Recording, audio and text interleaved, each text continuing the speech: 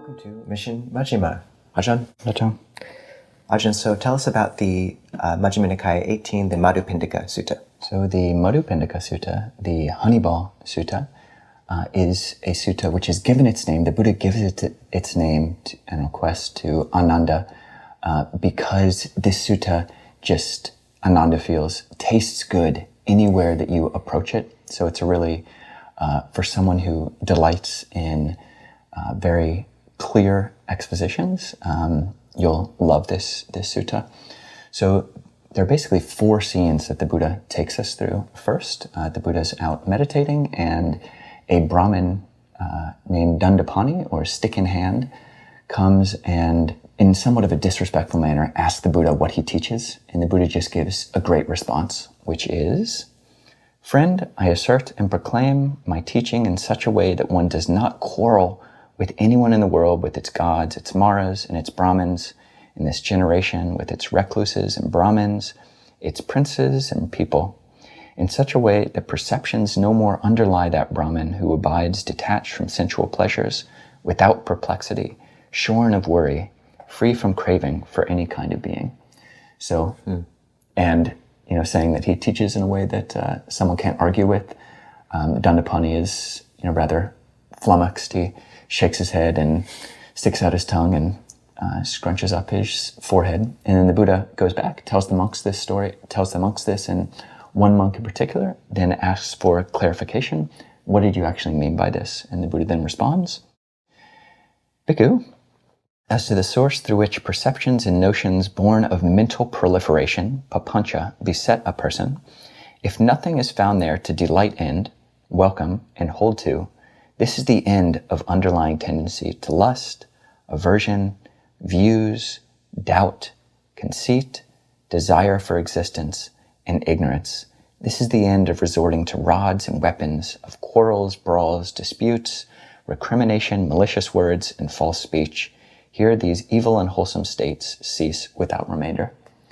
So then the monks heard that. Well, right after that, the Buddha went into seclusion, and this happens in probably a good, several dozen suttas. The Buddha gives a pithy teaching and then retreats. Then the monks go to Mahakaccana. They think, who can expound this teaching, elaborate? And they go to Mahakaccana. He says that you should have asked the Buddha when you were with him.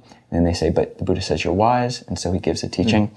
And his explanation of this sutta is, dependent on the eye and forms, eye consciousness arises.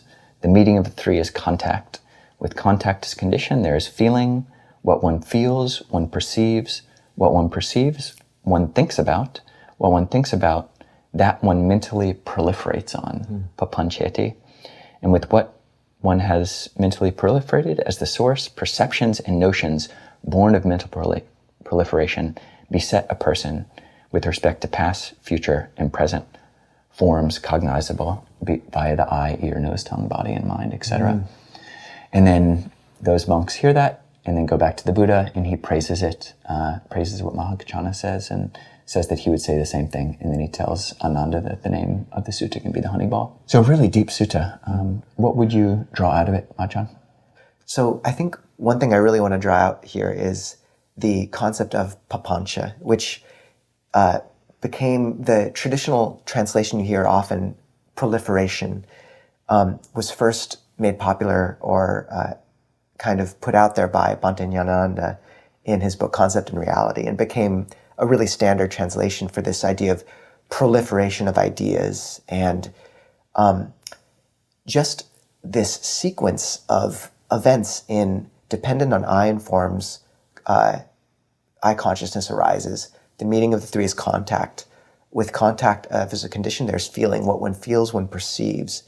What one perceives, one thinks about. What one thinks about, one proliferates on. And then the categories of proliferation assail one. And there's so much hidden in that statement.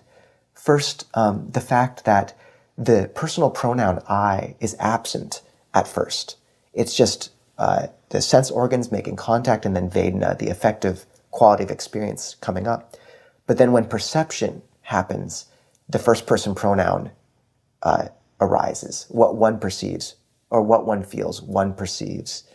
And that key moment of perception, which is when you label something with the mind and all the categories and baggage and history and memories associated with that perception come into being. This person is an enemy, a friend, etc. And Bhante actually, he compares perception to the ring finger when he's talking about the 5 mental aggregate or mentality components of nama, because it binds you, the ring finger. And then from there, how there comes a point where Papancha, where these perceptions eventually lead to Papancha, and one becomes the victim of one's own creations. And that's such a fascinating teaching, and we all know how that happens very, immediately and clearly. So I think that's brilliant. And just to say one other thing is, Ajahn Thanissaro points to the fact that the Buddha says one should abandon the root of all proliferation, the conceit, I am the thinker.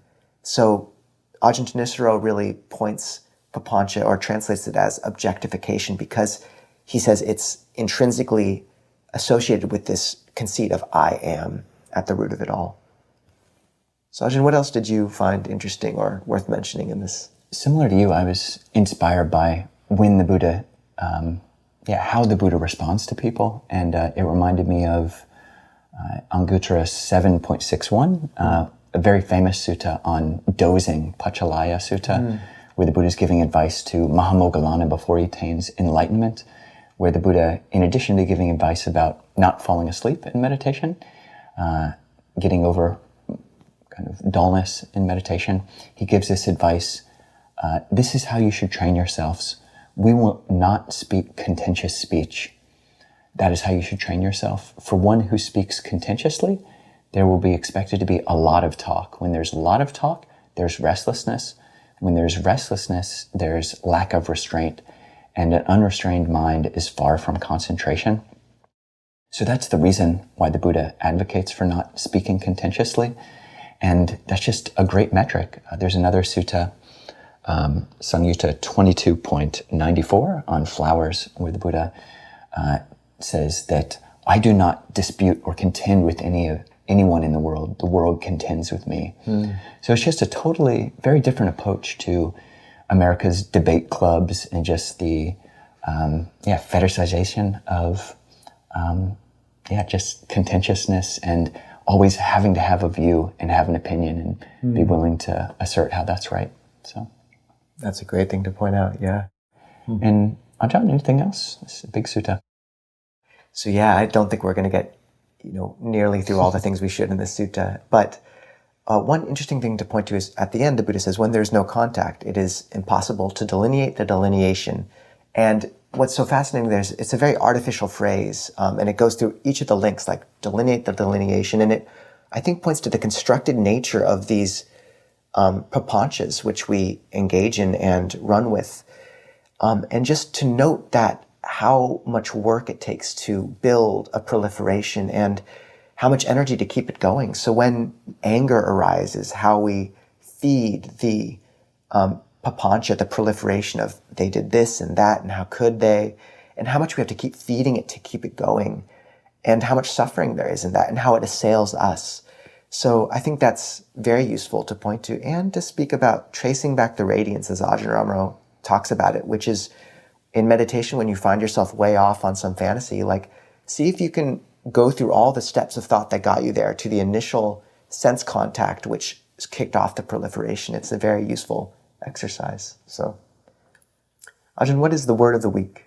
The word of the week is Papancha, which means mental proliferation, mental expansion, and just spinning outness. Comes from just the increase of punch is the root, which means expansion or just spreading out. So, thank you, Ajahn. If you're joining us on Sunday, we'll see you in a few minutes on Zoom. Otherwise, next week for Majjhima Nikaya 19.